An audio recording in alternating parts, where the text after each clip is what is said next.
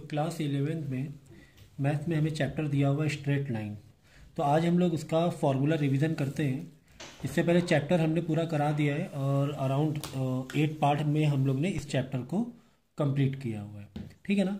तो in short में यानी 15 से 20 मिनट के अंदर अंदर इस पूरे चैप्टर में जितने भी फॉर्मूलेज हैं उसको मैं रिवाइज करा देता हूँ, ठीक है। तो सबसे पहले तो डिस्टेंस फार्मूला आपको मालूम ही होना चाहिए, क्योंकि ये तो बचपन से ही सीख रहे हैं हम लोग। क्या x2 माइनस x1 का whole square plus y2 minus y1 का होल स्क्वायर अंडर रूट में। तो यहाँ से हम इस फॉर्मूले से किसी भी दो कोऑर्डिनेट के बीच का डिस्टेंस हम लोग निकाल सकते हैं। एग्जाम्पल के तौर पे एक पॉइंट यहाँ पर दिया हुआ है, एक पॉइंट यहाँ पर दिया हुआ है। इसका कोऑर्डिनेट x1 y1 है और इसका कोऑर्डिनेट x2 y2 है, और इसके बीच में हमें डिस्टेंस पता करना है। तो x1 y1 है, x2 y2 है। तो इन्फॉर्मेशन आप डेटा यहाँ पे डाल के इस दोनों के बीच में डिस्टेंस निकाल सकते हो। इसी पर काफ़ी सारे अलग अलग क्वेश्चंस आते हैं, जैसे कि इक्वी डिस्टेंस के बेस पर भी क्वेश्चन आएगा। ओके, इसके अलावा आपको जैसे कि यहाँ पे 5 वेरिएबल का क्वेश्चन दिया हुआ है, D x2 x1 y2 y1। तो कभी कभी क्या होता है कि डिस्टेंस दिया होता है, यहाँ पर कहीं पर कोई एक इन्फॉर्मेशन डेटा गायब कर देगा, यानी कि y2 हो सकता पूछ ले, या x1 पूछ ले, या x2 पूछ ले। तो कोई भी एक इन्फॉर्मेशन यानी 5 वेरिएबल में कोई एक इन्फॉर्मेशन नहीं देगा और आपको वो निकालना होगा, ठीक है ना। तो ये तो हो गया डिस्टेंस फार्मूला।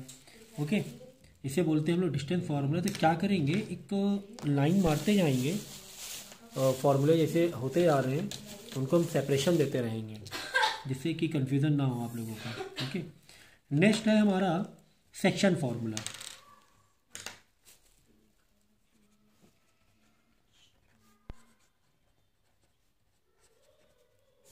ठीक है, सेक्शन फॉर्मूले में आपको एक लाइन का डिवीजन रेशियो दिया होगा।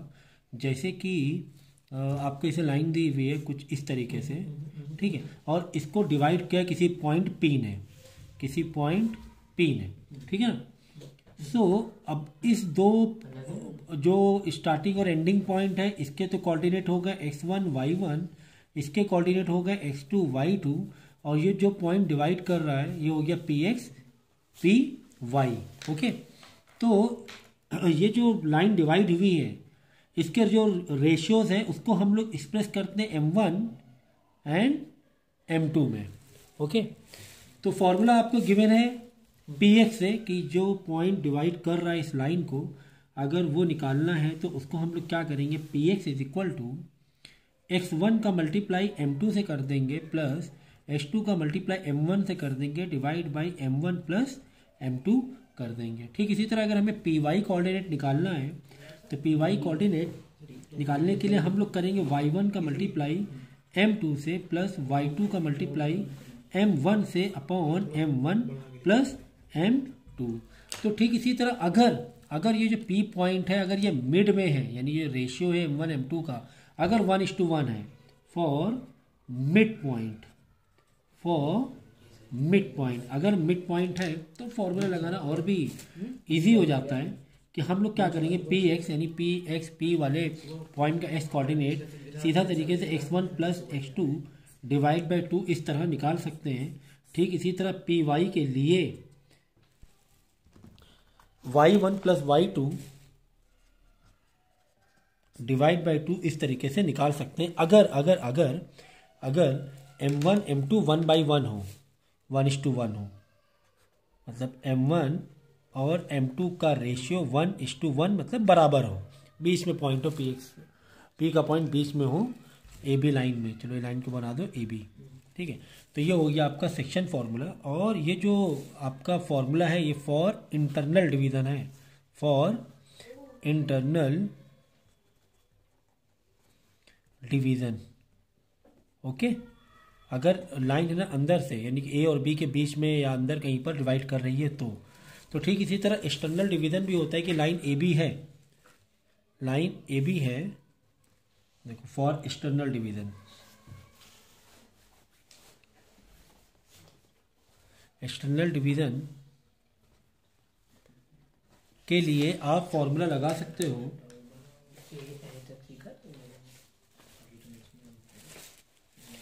P X is equal to m1 का मल्टीप्लाई x2 से माइनस m2 का मल्टीप्लाई x1 से upon m1 plus m2।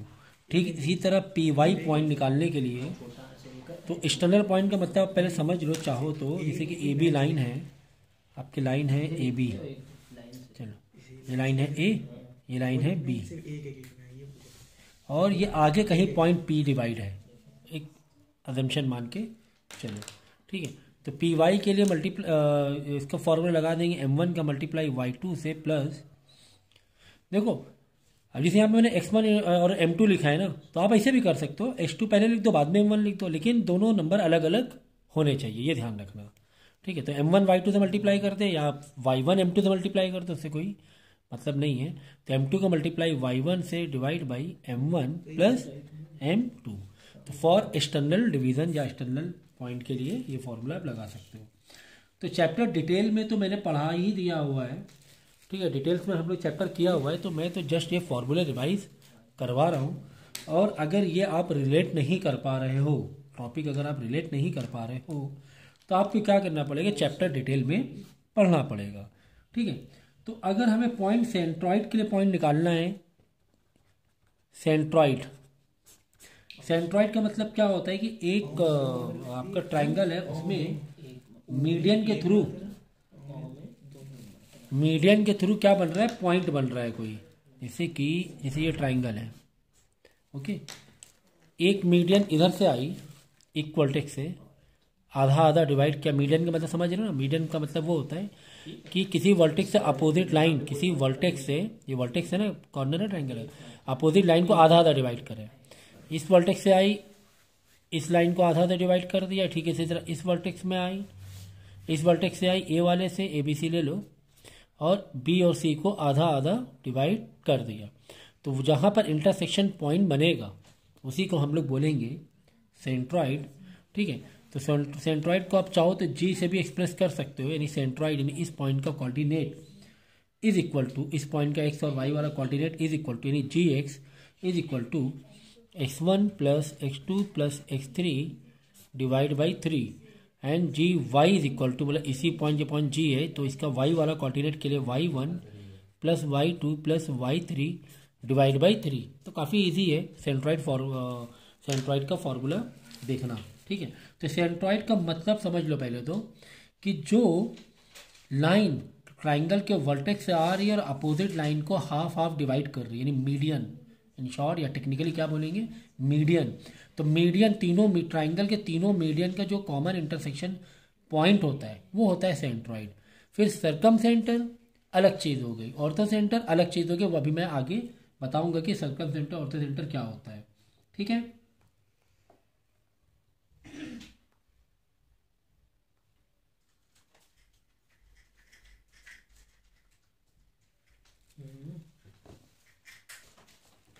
Next हमारा फॉर्मूला एरिया ऑफ ट्राइंगल। अगर आपको ट्राइंगल का एरिया निकालना है और इंफॉर्मेशन आपको कोऑर्डिनेट्स में दी गई है, लेंथ मतलब डिस्टेंस में नहीं दी गई है। अगर डिस्टेंस में दिया गया होता तो हम लोग अलग अलग ट्राइंगल के फॉर्मूलेस के थ्रू निकाल सकते थे। एग्जांपल के तौर पर half into base into height, या फिर हीरॉन्स फार्मूला, या फिर आइसोसेलेस ट्राइंगल का एरिया ऑफ ट्राइंगल का अलग फार्मूला है, इक्विलेटरल के लिए फार्मूला अलग है। लेकिन वो किसके लिए, जब आपको डिस्टेंस दिया हो, जब आपको क्या दिया हो, डिस्टेंस दिया हो। तो अगर कोऑर्डिनेट दिया है तो सर जैसे x1 y1 ये पॉइंट ए के लिए, ठीक है, पॉइंट बी के लिए x2 y2, इसी तरह पॉइंट सी के लिए x3 y3, इस तरह अगर क्या दिए हुए हैं, कोऑर्डिनेट दिए हुए हैं और हमें एरिया ऑफ ट्राइंगल निकालना है, तो इसके लिए हम फॉर्मूला लिखते हैं हाफ, फिर ब्रैकेट ओपन करो, यहाँ पे लिखो x1, फिर in bracket y2 minus y2 minus y3। देखो अगर मैंने x1 लिखा तो मैं माइनस क्या करा रहा हूँ, देखो 1 2 3, याद करने तरीका बता रहा हूँ, x1 2 3, तो अंदर y लेंगे, फिर x का काम नहीं आएगा। ठीक है, उसके बाद प्लस x2 मैंने बाहर लिया तो अंदर माइनस होगा, देखो 2 है यानी y, अंदर तो y लेना है, तो 2 के बाद क्या आएगा, 3 आएगा, तो y3 माइनस, वापस नंबर रिपीट करो 1 1 2 3 1 2 3 1 2 3, यानी 2 3 1 आ गया ना, टू से स्टार्ट था ना, ठीक है। फिर हम लेंगे जिसको x1 हो गया, x2 हो गया, अब लेंगे x3।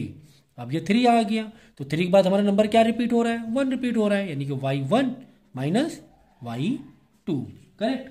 तो इस तरीके से ये फॉर्मूला हम लोग एग्जीक्यूट करेंगे और एरिया ऑफ ट्राइंगल निकाल लेंगे अगर आपको कोऑर्डिनेट के फॉर्म में दिया हो, ठीक है। तो ये फॉर्मूला काफ़ी काम आता है और इसी में ही क्वेश्चन आता है, एक वेरी वेरी कॉमन क्वेश्चन आता है कि बताओ कि कोई पॉइंट है वो कोलिनियर है, क्या है, कोलिनियर है। मतलब कि कोलिनियर मतलब होता है कि 3 कोई पॉइंट है A B C और ये बताना है कि ये है ना एक कोलिनियर, मतलब एक स्ट्रेट लाइन पे लाई कर रहे हैं। तो अगर इसका आंसर यही तीनों के कोऑर्डिनेट यानी x1 y1 x2 y2 x3 y3 value को सबसे पुट करेंगे और अगर आंसर 0 आ गया और अगर उसका पूरा आंसर 0 आ गया तो हम बोलेंगे ये कोलिनियर है, ठीक है ना। तो फॉर कोलिनियर, तो चलो मैं लिख ही देता हूं, फॉर कोलिनियर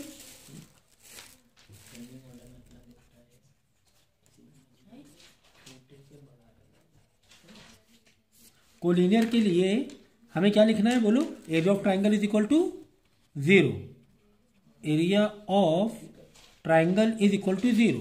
और एरिया ऑफ ट्राइंगल में फॉर्मूला कौन सा लगा दोगे, ये फॉर्मूला लगा देंगे, पूरा फॉर्मूला लगाएंगे और इसका आंसर 0 आ गया तो हम बोलेंगे कोलिनियर है, ठीक है, ओके।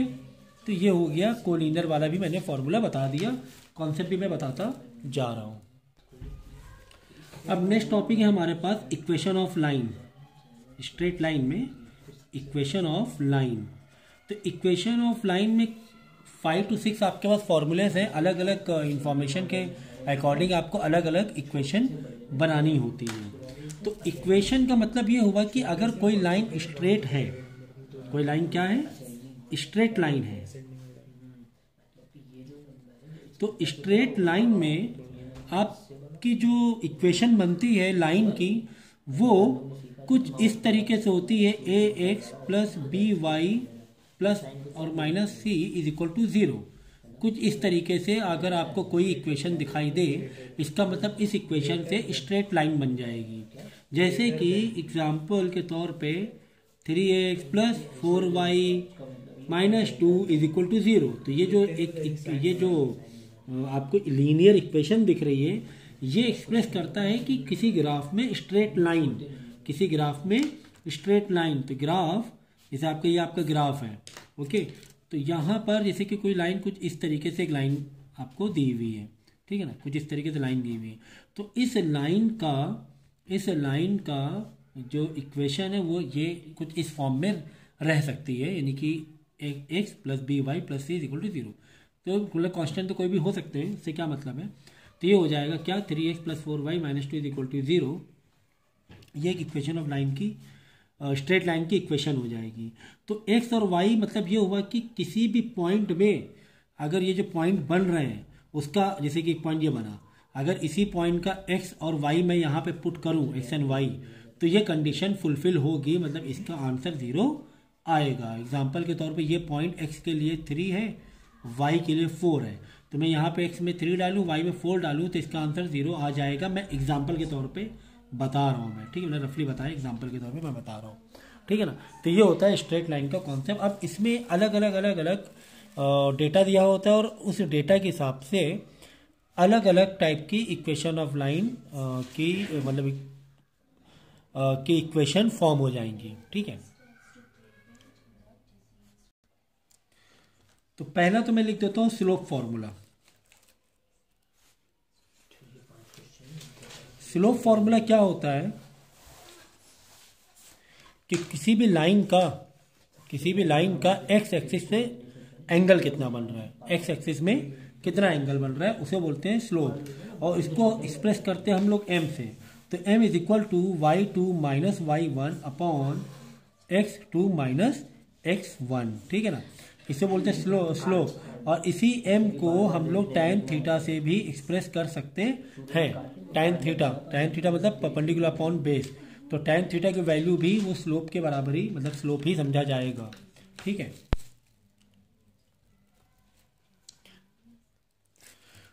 तो ये तो हो गया स्लोप निकालने का तरीका, ओके। अब हम लोग क्या करेंगे, अब हम लोग अलग अलग इक्वेशन ऑफ लाइन के अलग अलग फॉर्म देखेंगे, अलग अलग फॉर्म देखेंगे। तो चलो मैं यहाँ से स्टार्ट करता हूँ।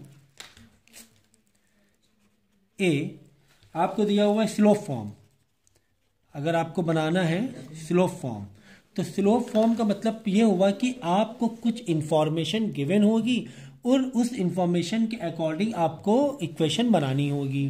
तो इसमें स्लोप फॉर्म में क्या इक्वेशन दी होगी, क्या इंफॉर्मेशन दी होगी, एक तो m दिया होगा और एक तो c दिया होगा। अगर ये दो इंफॉर्मेशन गिवन है तो आप स्ट्रेट लाइन की कौन सी इक्वेशन बना सकते हो, y is equal to m x plus c में स्ट्रेट लाइन को एक्सप्रेस कर सकते हो। m मतलब क्या सर, m मतलब स्लोप, c मतलब क्या, c मतलब y इंटरसेप्ट, c का मतलब क्या है, y इंटरसेप्ट। y इंटरसेप्ट का मतलब ये हुआ कि वो जो लाइन है स्ट्रेट वो y वाले एक्सिस में कहाँ पर इंटरसेप्ट कर रही है, कहाँ पर इंटरसेप्ट या यहाँ कहाँ पर काट रही है, वो हो गया c। जैसे यहाँ पे y में समझ लो 2 में कट कर रही, तो यहाँ पे लिखेंगे हम 2, ठीक है। m का मतलब होता है स्लोप, और इस m को कुछ इस तरीके से भी सॉल्व कर सकते हैं। तो स्लोप फॉर्म हम कैसे बनाएंगे, जब m और c यानी कि आपको स्लोप एग्जाम्पल हो सकता हो तुम्हें tan थीटा दिया हो सकता हो तुम्हें एंगल दिया हुआ tan थीटा दिया हो, और आपको c दिया होगा, y इंटरसेप्ट दिया होगा, तो आप इस फॉर्म में लिख देना, ठीक है ना, इस फॉर्म में लिख देना। तो डिटेल यानी कि स्ट्रेट लाइन का अगर आप पहला वाला पार्ट देखोगे ना, उसमें मैंने काफ़ी अच्छी तरीके से मैंने सारे फॉर्मूलेस करवाए हुए हैं। तो ये हो गया एक स्लोप फॉर्म। तो अलग अलग जो मैं हम लोग फॉर्म के फॉर्मूले लिख रहे हैं, ये डिपेंड करता है आपको इन्फॉर्मेशन क्या गिवन है, ठीक है। तो चलो दूसरी वाली हम लाइन फॉर्म देखेंगे, पॉइंट स्लोप फॉर्म। क्या देखेंगे, पॉइंट स्लोप फॉर्म। इसमें क्या दिया होगा, इसमें आपको 2 पॉइंट गिवन होगा। गिवन क्या होगा, चलो मैं ऐसे लिख देता हूँ, गिवन क्वेश्चन में क्या गिवन होगा कि हम पॉइंट स्लोप फॉर्म बना लें। तो एक तो पॉइंट यानी कि x1 y1 दिया होगा, ओके, एंड स्लोप यानी कि m भी दिया होगा। अगर x1 y1 और m दिया हुआ है तो हम लोग कुछ इस तरीके से एक न्यू इक्वेशन बना सकते हैं। देखो ऐसे, y minus y1 is equal to m in bracket x minus x1, यानी y1 की जगह y1 की वैल्यू डालेंगे, x1 की जगह x1 की वैल्यू डालेंगे, m की जगह m की वैल्यू डालेंगे, और आपका जो भी है थोड़ा बहुत सिंप्लीफाई करने के बाद कुछ इस तरीके से फॉर्म दिखेगा। यानी x और y में कुछ नहीं डालना है, ये तो इक्वेशन रहेगी ना x और y के फॉर्म में, है ना, x और y तो आपको दिखाना ही पड़ेगा ना x और y। तो y1 और x1 जो कि क्वेश्चन में दिया होगा और m दिया होगा, तो आप इस एक्सप्रेशन में स्ट्रेट लाइन को दिखा सकते हो, ठीक है। तो स्लोप फॉर्म हो गया, पॉइंट स्लोप फॉर्म हो गया। Next 2 point form. नेक्स्ट क्या है, 2 पॉइंट फॉर्म। तो इसमें क्या होगा, इसमें तुम्हें m नहीं दिया होगा, तुम्हें 2 पॉइंट दिए होंगे। यहाँ पे x1 y1 और m दिया था, लेकिन यहाँ पे क्या दिया होगा, यहाँ पे दिया होगा x1 y1 x2 y2। अगर ये दिया हुआ है तो आप कैसे निकालोगे, बताओ कैसे फॉर्म बनाओगे आप। एक जो सबसे बड़ा नंबर तुमने करा उसको पढ़ के तुमने लिख दिया, उसको काट दिया। अब इनमें देखो सबसे बड़ा तो ये जो फॉर्म है वो इसी से ही आई है। देखो इसको मैं कैसे कर रहा हूं, देखो y minus y1 is equal to, अब यहां पर तुम्हें स्लोप तो दिया नहीं है तो कोई बात नहीं, स्लोप नहीं दिया लेकिन स्लोप का हमें फॉर्मूला तो पता है, m का हमें फॉर्मूला तो पता है। तो कैसे करेंगे, y2 माइनस y1 इस m की जगह upon x2 minus x1 in bracket वापस x माइनस x1। तो y और x में आपको कोई वैल्यू नहीं डालनी है, बाकी हर जगह यानी कि y1 की जगह y1, y2 की जगह y2, x1 की जगह x1 और x2 की जगह x2 ये वैल्यू डाल देंगे और y और x के फॉर्म में एक line of equation of line आ जाएगी, ठीक है। चलो एक जो हो गया 2 पॉइंट फॉर्म। नेक्स्ट तो ये जो फॉर्म हम अलग अलग लिख रहे हैं, ये अलग अलग क्यों लिख रहे हैं, तो ये डिपेंड कर रहा है इंफॉर्मेशन के ऊपर। कि आपको इन्फॉर्मेशन क्या दी जा रही है। अगर आपको m और c दिया जा रहा है तो इस फॉर्म में लिख लो स्ट्रेट लाइन को। अगर आपको x1 y1 और m यानी कि x1 y1 और स्लोप दिया जा रहा है तो इस फॉर्म में लिख लो। अब अगर आपको x1 y1 x2 y2 दिया जा रहा है और स्लोप नहीं दिया जा रहा है तो इस m की जगह इसको चेंज कर देंगे, m का फॉर्मूला लिख देंगे। देखो m की ज़रूरत ही नहीं है, y1 y2 हमें मालूम है, x1 x2 हमें मालूम है, it is given. Okay, next form होता है हमारा इंटरसेप्ट फॉर्म। नेक्स्ट फॉर्म हमारी फॉर्म क्या है?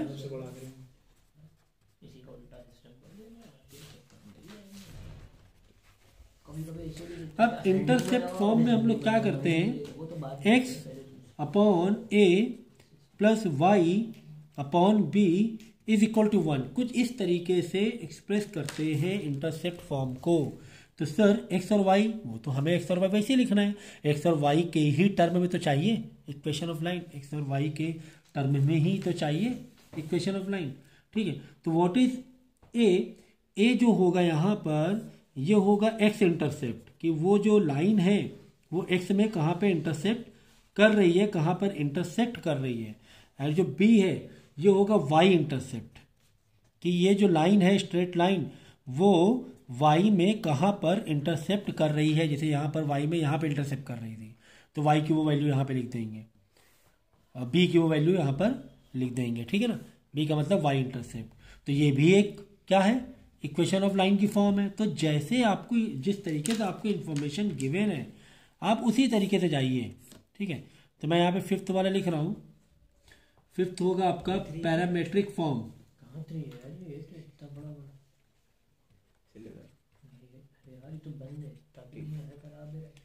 अब देखो पैरामेट्रिक फॉर्म में हम लोग कैसे बनाएंगे,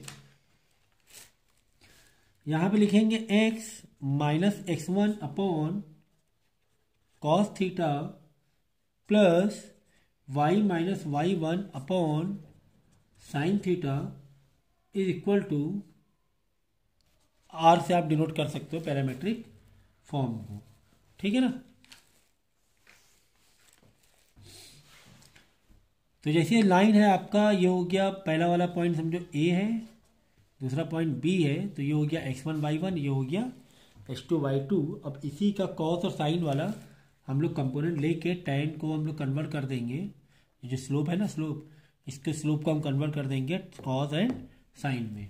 ठीक है ना, मतलब दूसरी वैल्यूज निकाल लेना ट्रिग्नोमेट्रिक रेशियो के हिसाब से।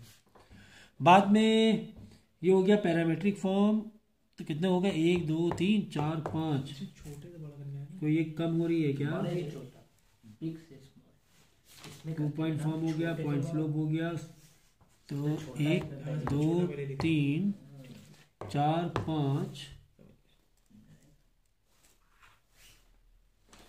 फिर एक और है आपकी नॉर्मल फॉर्म।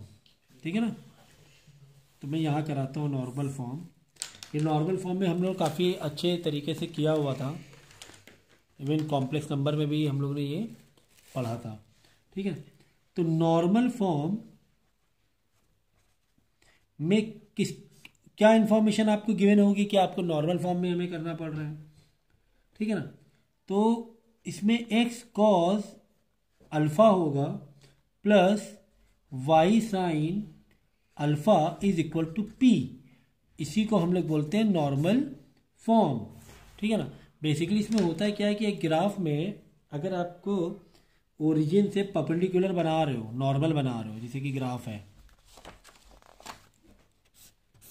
ये ग्राफ है, आपकी एक लाइन कुछ इस तरीके से आ रही है, तो आप क्या कर रहे हो ओरिजिन से, और ये जो है ना ये एंगल कितना है,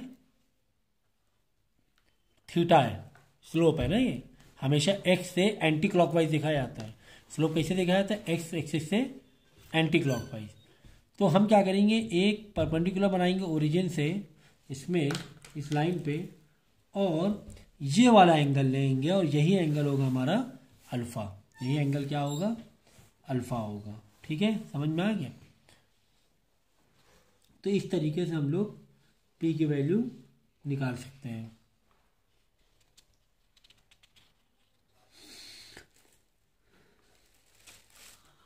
तो ये सारे फॉर्म्स है ना, बहुत अच्छे तरीके से आपको याद कर लेने हैं। ठीक है, इससे ज़्यादा तो क्लास 11 में कुछ आने वाला नहीं है। बस एक और इम्पॉर्टेंट क्वेश्चन मैं लिख देता हूँ स्ट्रेट लाइन से रिलेटेड ही। ठीक है, आप लोगों ने थोड़ा और सिस्टमेटिक तरीके से कर लेना। अगर टू लाइन के बीच में एंगल चाहिए, जैसे कि यहाँ पे एक लाइन है, आपने क्या किया, एक और लाइन स्ट्रेट लाइन आ गई, ग्राफ है, इन्फिनिट लाइन हो सकती हैं। अगर इन दोनों के बीच के मुझे एंगल चाहिए तो कैसे निकालेंगे, तो angle between two straight lines के लिए फॉर्मूला आपको लगाना पड़ेगा tan थीटा,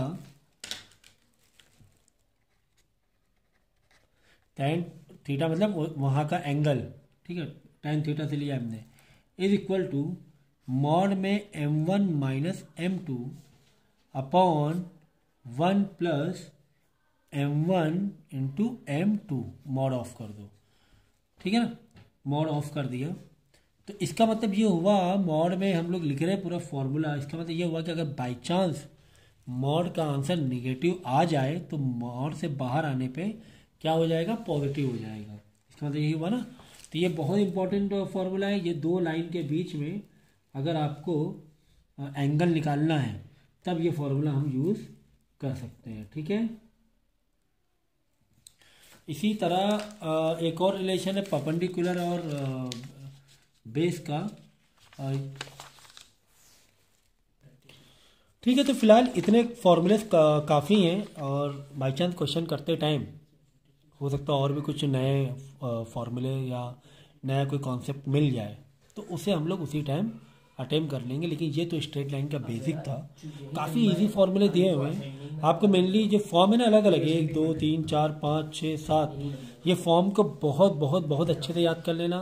ये वाला फॉर्मूला है, जो दो लाइन है, दो लाइन के बीच में अगर हमें एंगल निकालना है तो ये वाला फॉर्मूला लगा देंगे, tan theta is equal to mod में m1 minus m2 upon 1 plus m2, ठीक है ना, ये फॉर्मूला लगा देंगे। इसके अलावा अगर दो लाइन, ये भी आपको मालूम होगा, 10th में पढ़ा था कि अगर दो लाइन के बीच में आपस में पैरेलल हैं, if two lines are parallel, तो इन दोनों के स्लोप ही इक्वल हो जाएंगे, यानी m1 is equal to m2 हो जाएगा।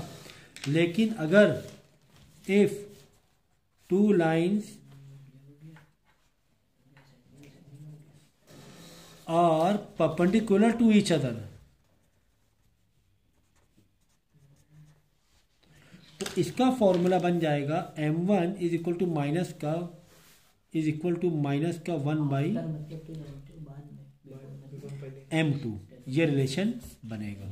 यानी कि m2 ऊपर आएगा तो m1 into m2 is equal to -1 आएगा। तो इतने सारे फॉर्मूले हमें यूज़ करने हैं, और भी 2-3 फॉर्मूले हैं, वो मैं जब मैंने क्वेश्चन उसमें कराए तो उसमें आप देख लो तो ज़्यादा बेहतर रहेगा, क्योंकि उसके लिए एक प्रॉपर लेक्चर की ज़रूरत है। ओके।